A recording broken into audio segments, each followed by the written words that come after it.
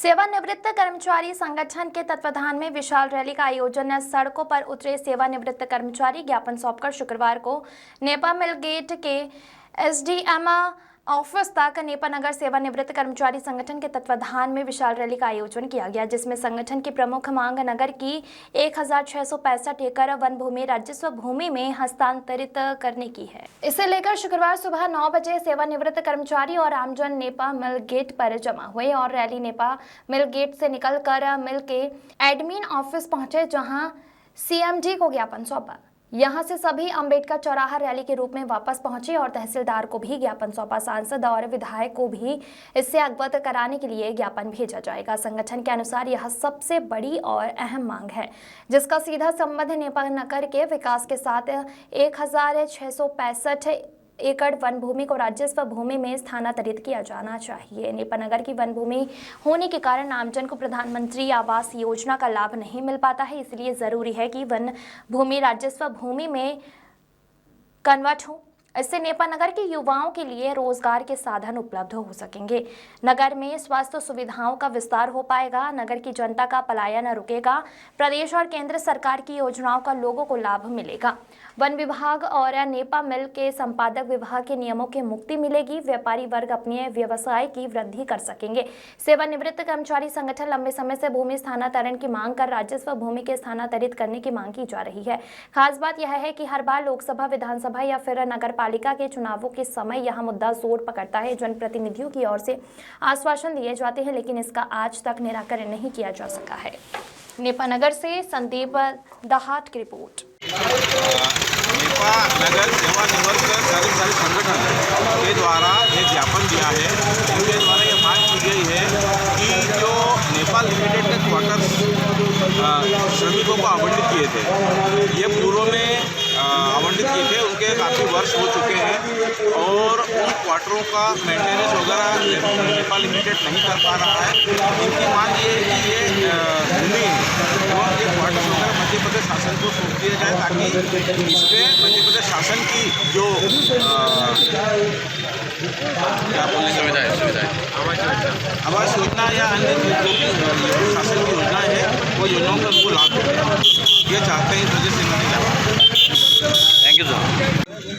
Nipah नगर सेवानिवृत्त कर्मचारी संगठन का हमने जो रखा है, हमारे यहाँ रिजर्व फॉरेस्ट और नेपा लिमिटेड का जो स्टेट एरिया है, इसके कारण यहाँ किसी प्रकार की कोई भी सरकारी योजनाओं का लाभ नहीं होता है, चाहे केंद्र सरकार हो चाहे राज्य सरकार हो। और नेपा नगर को तहसील का दर्जा दिया गया। दूसरी जगह तहसीलों को जहाँ दर्जा दिया गया है, वहाँ केंद्र राज्य सरकार की सुविधाएं मिलती है।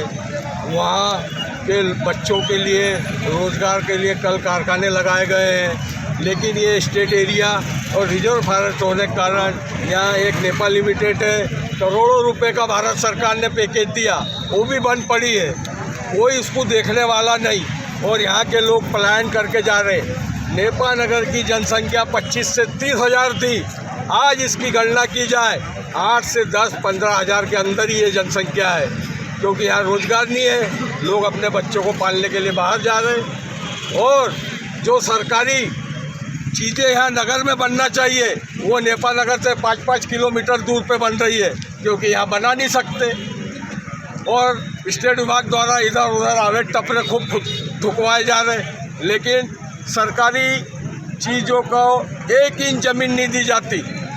इसलिए हमने ये नेपा नगर सेवानिवृत्त कर्मचारी संगठन के तत्वाधान में ये रैली निकाली। 2-2.5 साल से हम इसके बारे में लिखा पढ़ी भी कर रहे हैं कि इस नगर को राजस्व किया जाए, और तब जाकर अभी हमने इसको रैली का रूप एक देके कि ताकि शासन, प्रशासन, राजनीतिक लोग, यहाँ की जनता जागे। एक समय था ये देश जब अंग्रेजों का गुलाम था, तो गांधी जी मात्र 7 लोगों को लेकर चलते थे, इस देश में घूमे और उन्होंने ये 35 करोड़ के भारत देश को आज़ाद कराया। तो क्या हमारे नेपा नगर के भाई लोग एक साथ खड़े होकर ऐसे आंदोलन में शरीक होना चाहिए। ये कोई हमारी या सेवानिवृत्त कर्मचारी संगठन के लोगों का नहीं, ये पूरे नगर के लोगों को फ़ायदा मिलेगा इसका, सरकारी योजनाओं का और हर चीज़ का। बस, और अगर ये आज हमने रैली निकाली, हमने शांति प्रिय ढंग से रैली निकाली है, इस रैली और हमने जो ज्ञापन दिया है इस पे किसी प्रकार का निराकरण अगर पक्ष में नेपा वालों के होगा तो ठीक है, नहीं तो आगे हम उग्र रूप में इस रैली को निकालेंगे और हमारी मांग सरकार, नेपा मैनेजमेंट इनसे मना के रहेंगे। आपका नाम? राजाराम पटेल, मैं संगठन में सचिव पद पर हूँ।